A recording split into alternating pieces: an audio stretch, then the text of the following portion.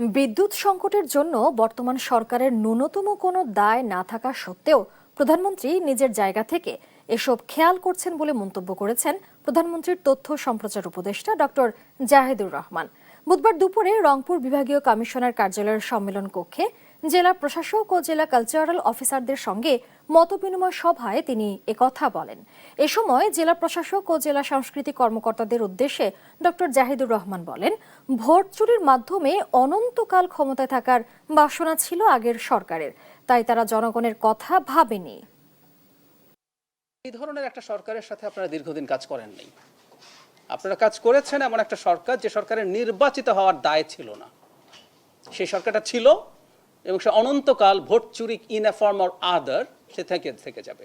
সুতরাং সেই সরকারটা জনগণের সামনে কিভাবে রিপ্রেজেন্টেড হচ্ছে তার মাথা ব্যথা থাকার কোনো কারণ নেই। যদি ভোটের ব্যবস্থাটা ঠিকঠাক থাকে, সরকারগুলো মাথায় সারাক্ষণ জনগণের কথা হিসাব করবে।